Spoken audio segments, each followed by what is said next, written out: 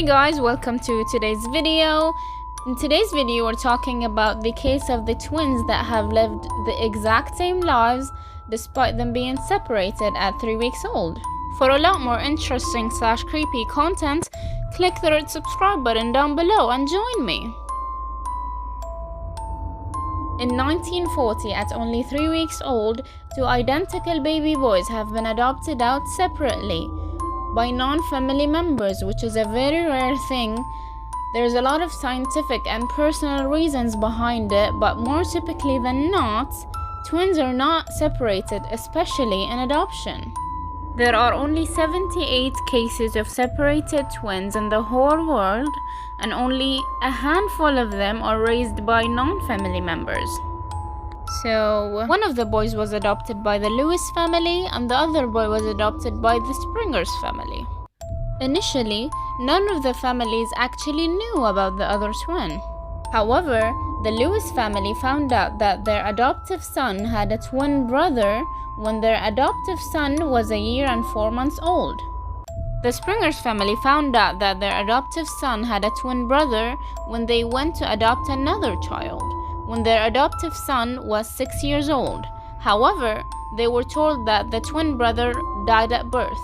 So the Springers family actually had no idea that their adoptive son had a living, breathing twin brother. In 1979, Jim Lewis, who was adopted by the Lewis family, decided that he really wanted to track down his twin brother. So he took his adoption papers to a courthouse where they basically had to explain to him that if they were able to locate his twin brother, they are gonna send him his contact information and let him reach out to Jim Lewis. 4 weeks later, he received a call from his twin brother. The two decided to meet up, and to their surprise, they have lived separate but unbelievably identical lives. Furthermore, despite the family's lack of knowledge of each other or the other twin, they both have named their sons James, and both men would be named Jim for short. The two grew up only 40 miles apart from each other.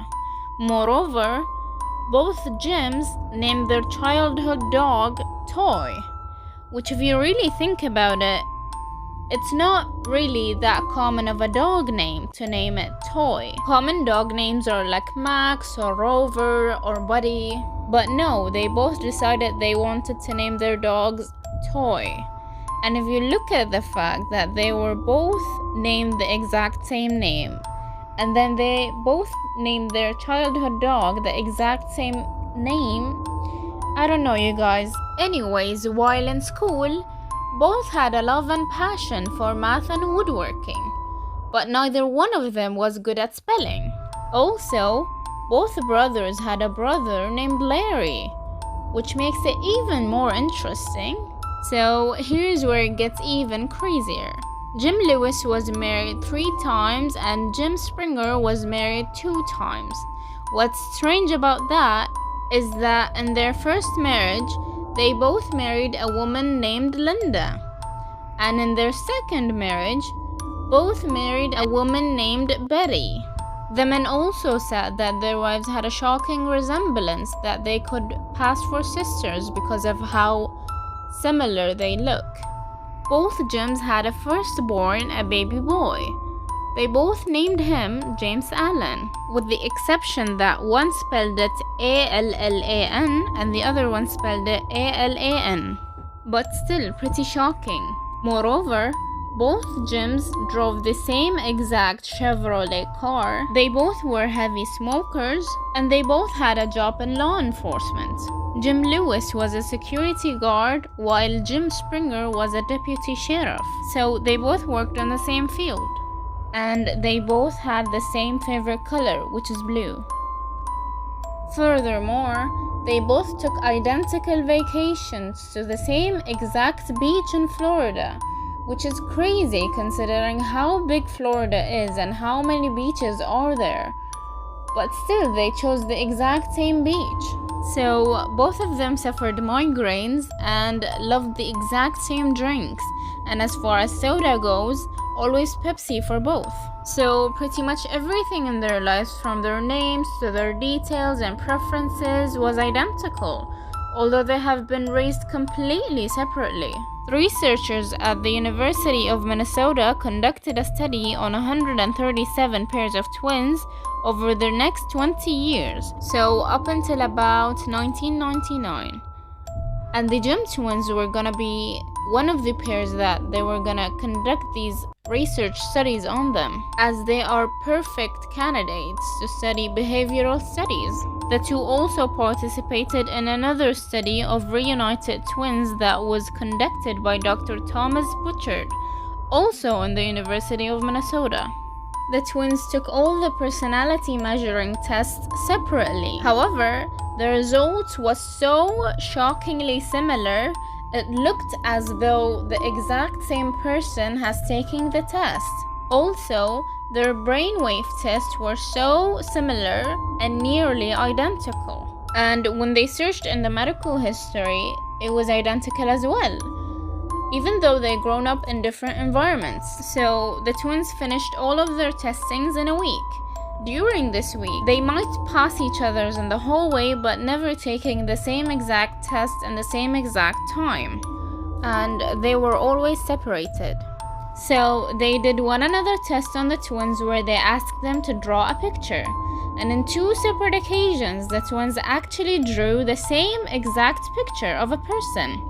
Another study on them was when they showed them a picture of a family and they were asked to make up a story about it. And you guessed it, their stories were the exact same story. Now, another study have shown that 70% of the IQ variations amongst twins is genetic and only 30% is environmental. So, the case of the Jim twins have actually sparked a lot of controversy and debate amongst people about the nature versus nurture theory, which is essentially the concept of whether or not us as humans and our personalities and our morals are based off of nature, which is genetic, or nurture, which is environmental. Now, a lot of people actually believe that the case of the Jim twins isn't really about the nature versus nurture theory, but it's more about the twin telepathy, and that perhaps they had such a powerful twin telepathy that they had lived the exact same lives subconsciously. Which is so interesting, especially when you look at the fact that they both expressed feeling empty and incomplete up until the point that they met each other. And after 39 years, that's when it felt like home and it felt like finally finding the missing piece. Now, for me, I think it's way too much to ever be a coincidence, and I think it has more to do with twin telepathy than the nature versus nurture theory, and that they perhaps were so connected in a way that we could not understand. This was a wild story, so don't forget to let me know what you think in the comment section down below, and if you have other suggestions, leave them down as well. So that was it for today's video. I hope to see you next week. Goodbye.